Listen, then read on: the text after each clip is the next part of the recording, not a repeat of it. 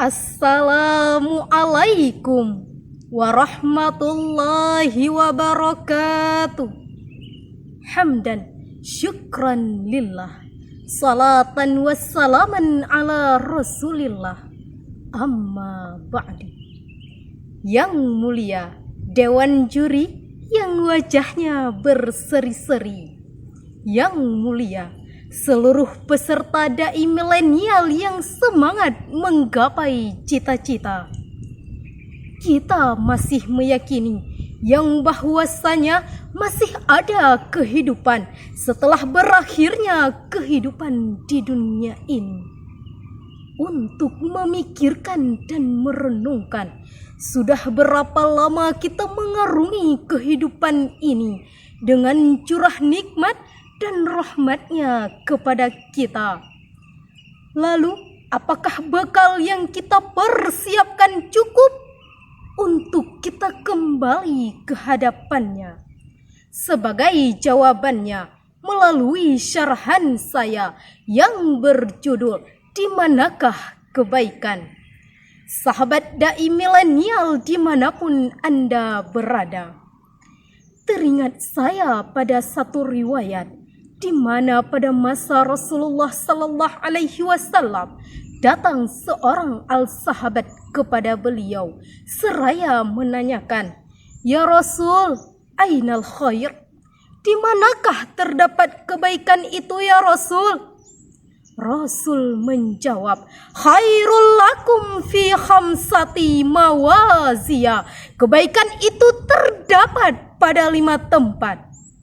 Yang pertama, kata Rasul, "La khaira fil umuri illa bi ibadatillah." Tiada kebaikan terhadap kesempatan hidup yang telah diberikan oleh Allah kepada kita kecuali dengan beribadah kepadanya.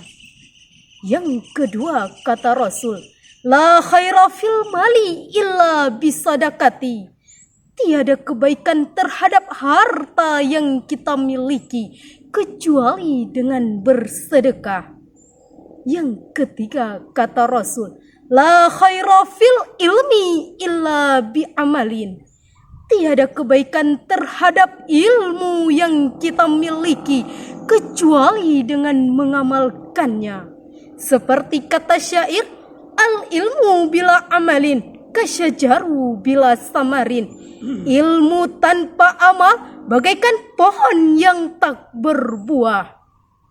Dan yang keempat, kata Rasul, "La khaira fil rais illa bi'adlin." Tiada kebaikan terhadap seorang pemimpin kecuali pemimpin yang adil. Lalu, bagaimana pemimpin yang adil?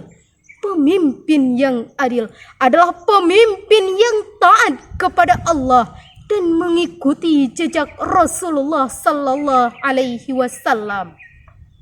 Maka kita sebagai generasi calon-calon pemimpin di masa yang akan datang, kita harus mempersiapkan diri dari sekarang agar kedepannya lahirlah pemimpin-pemimpin yang formal, yang berjiwa agama, yang taat kepada Allah dan mengikuti jejak Rasulullah Sallallahu Alaihi Wasallam.